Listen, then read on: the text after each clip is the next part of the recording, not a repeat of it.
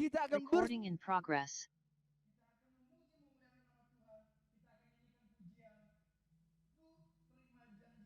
Maaf, suaranya tidak kedengaran.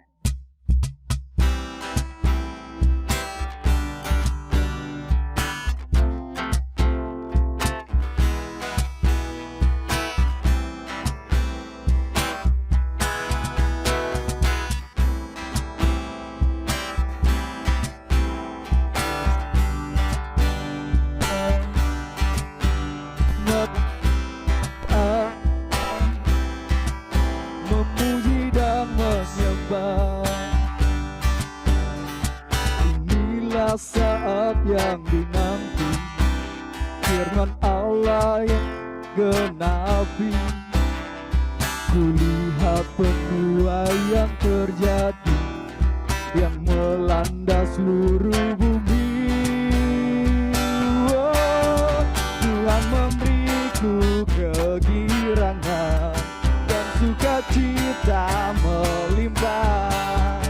Minyak yang baru dicurahkan, haleluya ku bersorak. Sekali lagi, Tuhan memberiku kegirangan dan sukacita melimpah.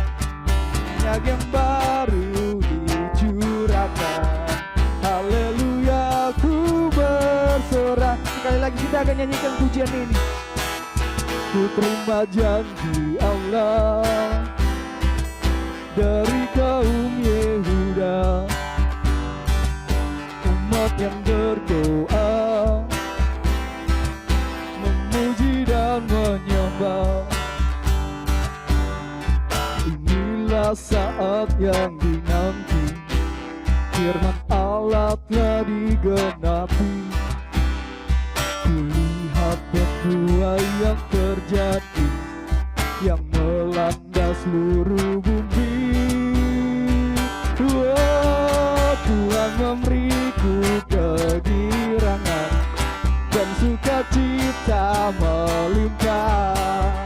Minyak yang baru dicurahkan, haleluya ku bersorak. Tuhan memberiku kegirangan dan sukacita melimpah. Minyak yang baru dicurahkan, haleluya ku bersorak. Haleluya, haleluya ku bersorak. Sekali lagi, haleluya ku bersorak. Berikan kemuliaan bagi nama Tuhan. Saudara-saudara yang terkasih dalam nama Tuhan Yesus, kita akan mempersiapkan hati kita untuk mendengarkan firman Tuhan. Kita akan nyanyikan lagu pujian Seperti Bapa Sayang Anaknya.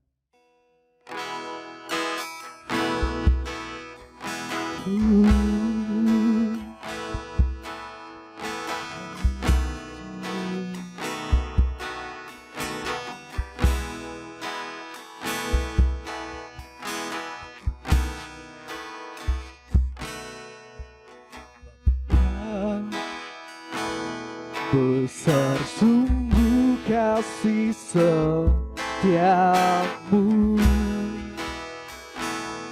nyata sungguh perlindunganmu.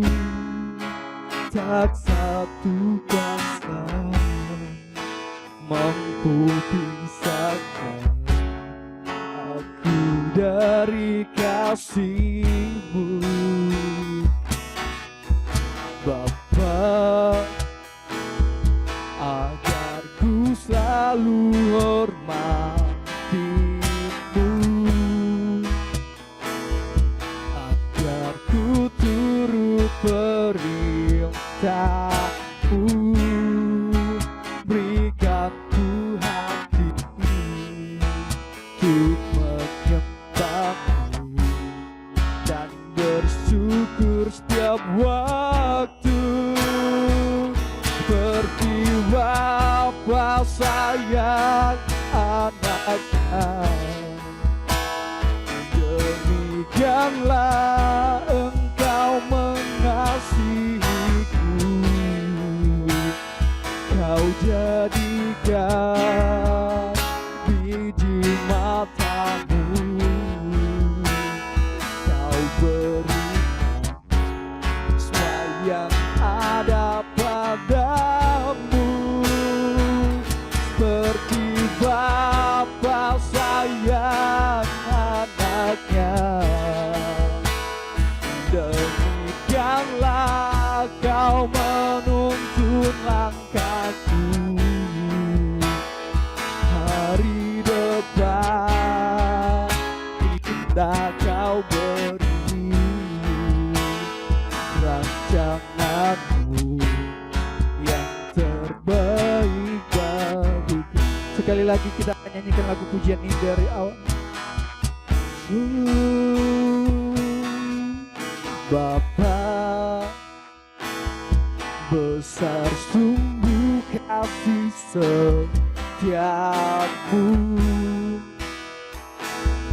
nyata sungguh perlindunganmu, tak satu kuasa mampu pisahkan aku dari kasih-Mu. Bapa, ajarku selalu hormati-Mu, ajarku turut perintah-Mu, berikan ku hati untuk menyembah-Mu dan bersyukur setiap waktu, seperti Bapa sayang anaknya. Demikianlah Engkau mengasihiku, Kau jadikan biji matamu, Kau berikan semua yang ada padamu, seperti Bapa sayang anaknya. Demikianlah Kau menuntun langkahku, hari depan indah Kau beri, rancanganmu yang terbaik bagiku. Secara perlahan jaganya. Bapa sayang anaknya, demikianlah Engkau mengasihiku, Kau jadikan biji matamu, Kau berikan semua yang ada padamu, seperti Bapa sayang anaknya. Demikianlah Engkau menuntun langkahku, hari depan indah Kau beri, rancanganmu yang terbaik bagiku, hari depan indah Kau beri, rancanganmu yang terbaik bagiku. Pelayanan selanjutnya kami serahkan kepada hamba-Nya.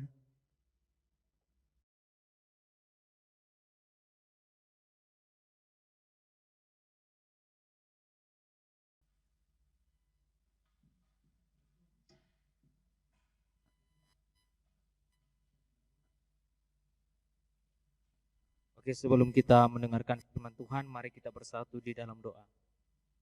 Bapa di dalam surga, pada malam hari ini kami menyerahkan hidup kami ke dalam tangan-Mu Tuhan.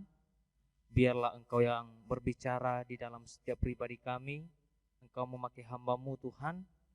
Engkau pakai bibir hamba-Mu untuk menyampaikan apa yang Engkau kehendaki di dalam kehidupan kami pada malam hari ini.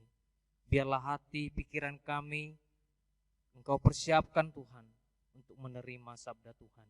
Terpujilah nama Tuhan. Kami telah berdoa dan mengucap syukur, puji Tuhan. Amin. Oke, dari tempat ini saya menyapa kita semua. Shalom. Puji nama Tuhan. Saya percaya bahwa kita pada malam hari ini memiliki semangat, memiliki gairah untuk pada Tuhan. Nah, sesuai dengan tema kita, ini berbicara tentang semangat. Semangat melayani. Saya menggumuli tema ini teman-teman karena kita dalam konteks kita sebagai anak muda, kalau anak muda zaman sekarang dikit-dikit putus asa, dikit-dikit patah semangat, dikit-dikit semangatnya hilang, kendor. Dan itu ada banyak faktor atau penyebabnya. Nah, untuk itu pada malam hari ini saya rindu kita semua kita belajar. Kita sebagai anak muda harus memiliki semangat. Lalu harus memiliki spirit yang berkobar-kobar di dalam melayani Tuhan khususnya.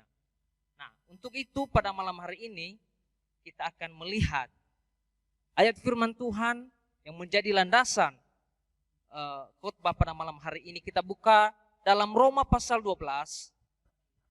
Roma pasal 12 ayat 11.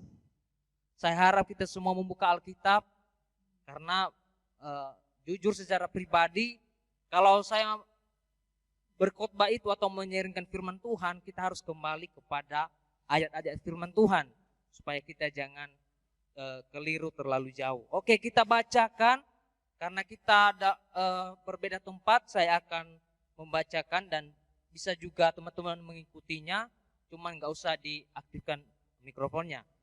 Saya akan membacakannya. Roma pasal 12 ayat 11. Demikian firman Tuhan. Janganlah hendaknya kerajinanmu kendor, biarlah rohmu menyala-nyala dan layanilah Tuhan. Puji nama Tuhan untuk firman Tuhan yang sangat memberkati kita pada malam hari ini. Kita mengetahui saudara, Rasul Paulus menuliskan surat Roma kepada orang-orang Kristen di Roma pada saat itu. Memiliki kerinduan yang sangat menggebu-gebu di dalam hati Paulus. Karena yang dialami orang-orang Kristen pada saat itu bukan hanya masalah seperti COVID ini, hanya istilahnya masalah-masalah yang sepele. Tetapi masalah yang mereka hadapi pada saat itu adalah ancaman dari pihak luar, di luar orang-orang percaya. Nah, kalau kita melihat sejarahnya, orang-orang percaya pada saat itu, khususnya di Roma, mereka diancam untuk dibunuh. Mengapa mereka dibunuh? Karena mereka adalah pengikut Kristus. Dan mereka mendapat penganiayaan yang begitu berat. Mereka dibunuh, dianiaya, bahkan dipenggal. Dan ada juga yang dibakar hidup-hidup. Bayangkan begitu sadisnya, begitu mirisnya kehidupan mereka pada saat itu. Masih mending kita sekarang mungkin di dalam pengikutan kita terhadap Kristus tidak sama penderitaan yang kita alami. Namun pada malam hari ini, walaupun situasi yang begitu berat, walaupun situasi yang tidak memungkinkan untuk kita semangat di dalam kondisi yang sama seperti itu, makanya malam ini kita belajar bagaimana sih kita tetap semangat di dalam melayani Tuhan. Oke, yang pertama teman-teman, seperti apa sih semangat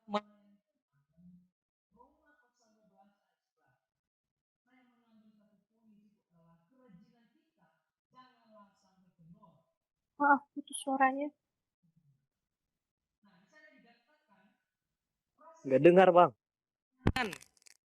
merupakan larangan atau nasihat Paulus kepada orang-orang Kristen pada saat itu. Dia menasihati dengan tegas, dengan jelas bahwa jangan sampai kerajinan kalian itu kendor. Nah, dia menggunakan kata jangan artinya sesuatu hal yang tidak boleh dilakukan. Dan dilanjutkan bahwa kerajinan di situ berarti ketekunan, kesungguhan mereka di dalam mengikuti Tuhan. Jangan sampai kerajinan mereka itu kendor. Artinya kalau kita melihat di dalam terjemahan bahasa Yunani secara literal, itu berarti kemalasan atau pengangguran.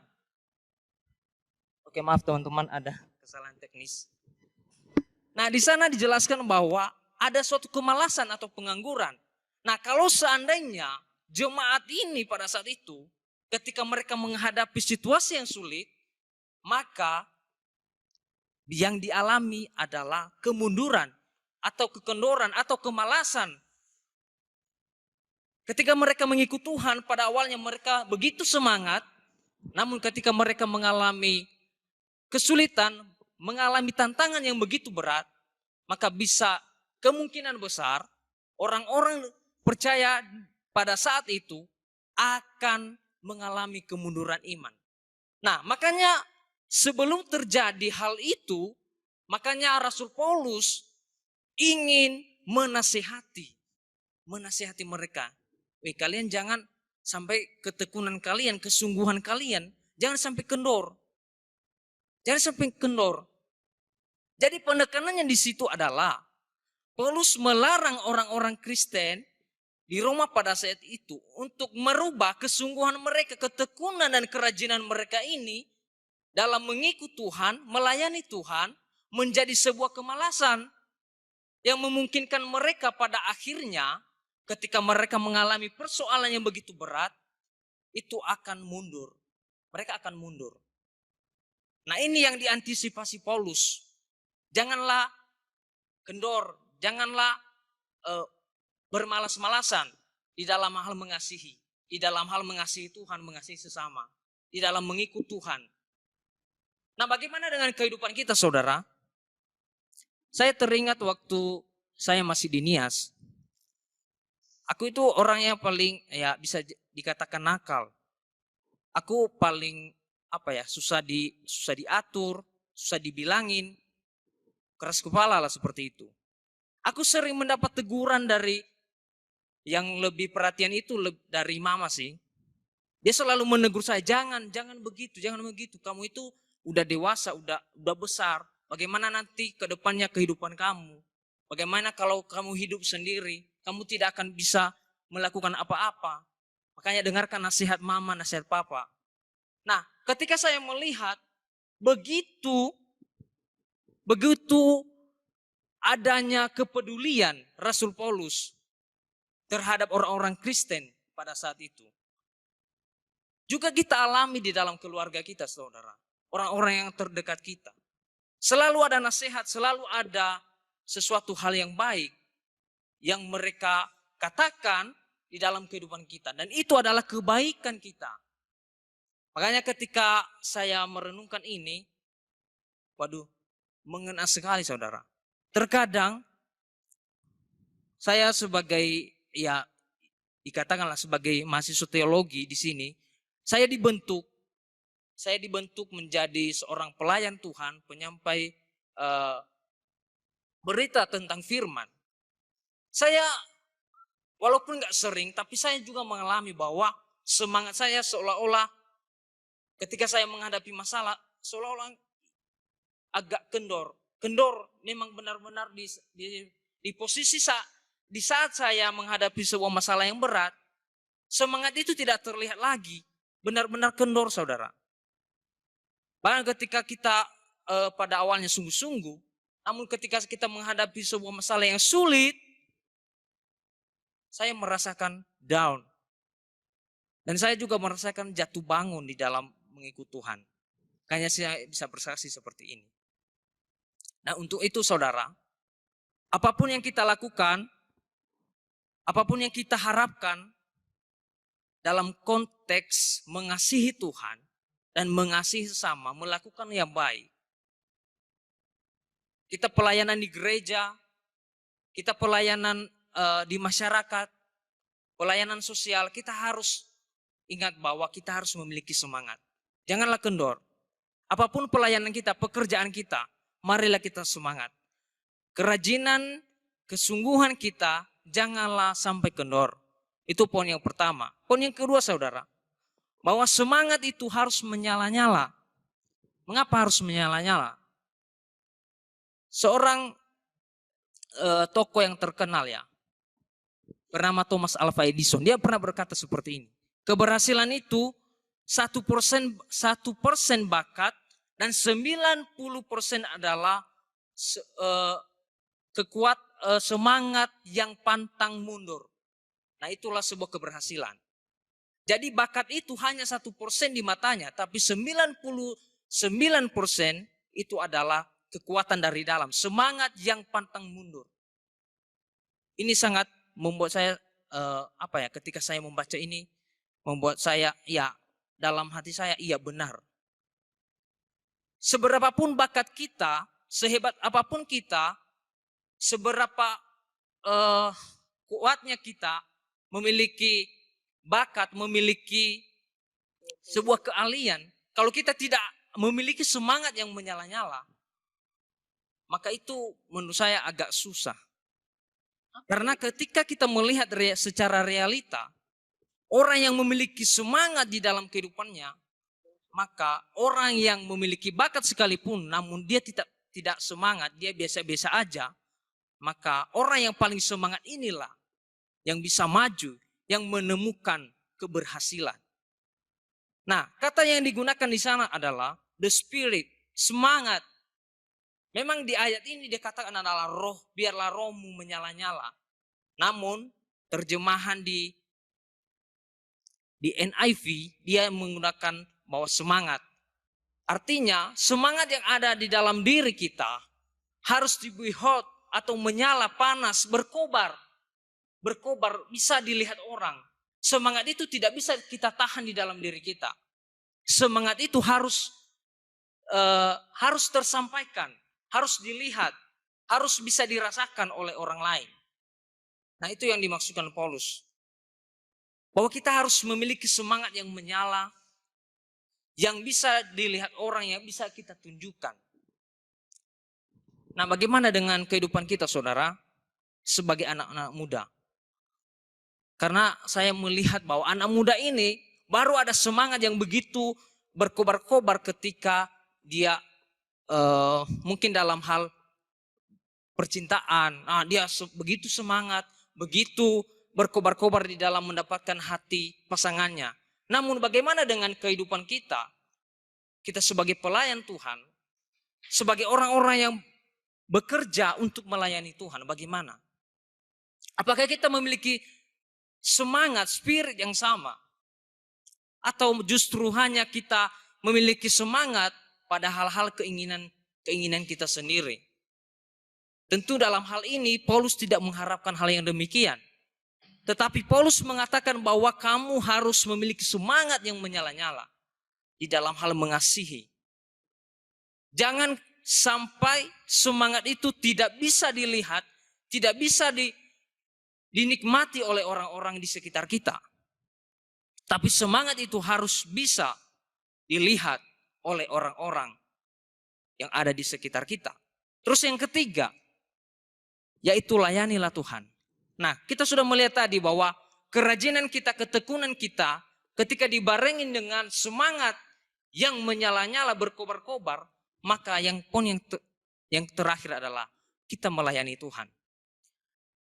Nah, kata yang digunakan di sana adalah, saya melihat di dalam bahasa Yunani, saudara.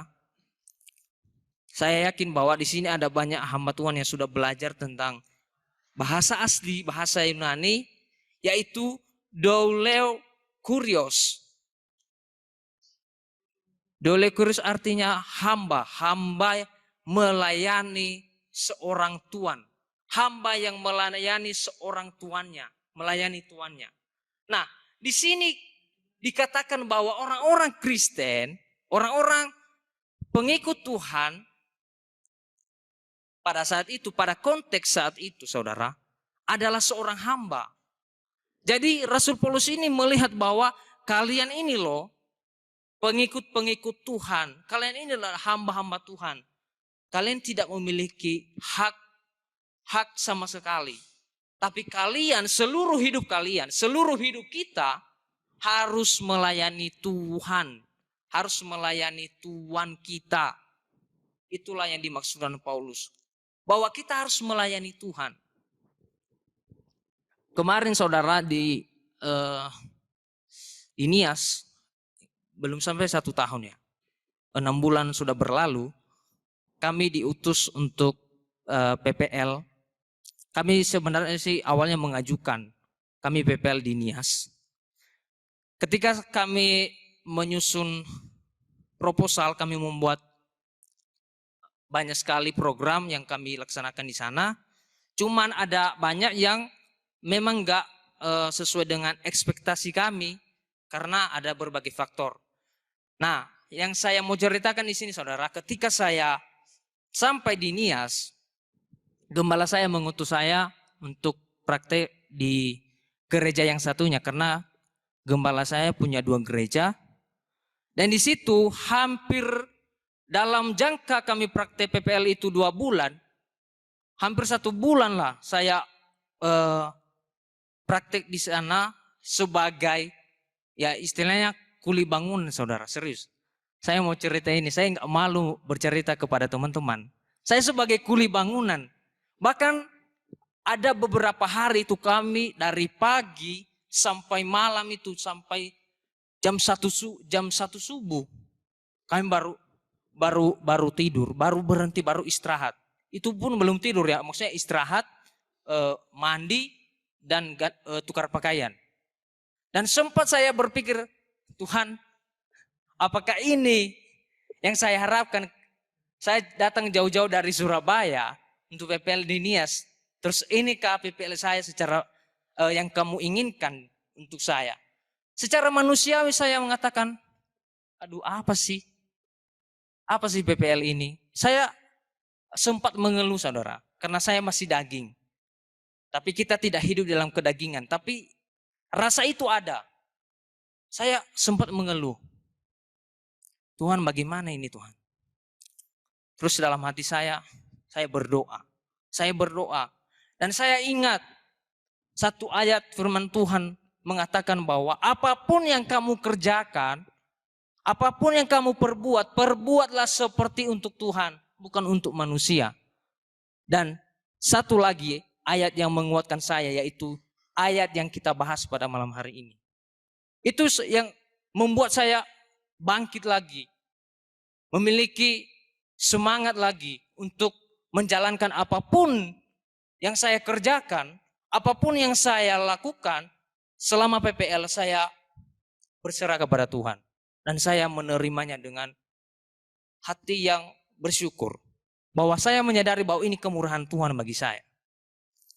Untuk itu saudara, pada malam hari ini, marilah kita memiliki kerajinan. Ya, jangan kemalasan. Jangan kendor semangat kita. Marilah kita melayani Tuhan. Saya akan menutup sebagai closing statement atau pernyataan terakhir bahwa pelayanan yang sejati adalah pelayanan kepada Tuhan. Pelayanan kepada Tuhan. Sebagai hamba harus melayani Tuhan dengan penuh semangat. Nah, marilah teman-teman, saya mengajak kita semua, kita masih muda. Ambil waktu sejenak untuk merenungkan firman Tuhan pada malam hari ini. Kita masih muda, kita masih memiliki semangat sebenarnya. Cuman kita ini ketika tertekan batinnya, tertekan hatinya, tidak sesuai dengan harapannya, tidak sesuai dengan keinginan hatinya, cepat kita putus asa, mengeluh. Jangan. Kita adalah hamba Tuhan. Kita tahu apa yang harus kita perbuat. Tujuan kita jelas. Untuk itu saya mengajak kita semua, marilah kita memiliki kerajinan, semangat untuk melayani Tuhan. Puji nama Tuhan. Demikian firman Tuhan pada malam hari ini. Semoga Tuhan menolong kita semua. Kita tutup di dalam doa nanti yang berdoa. Siapa ya? Nanti saudara Ones yang berdoa, silakan.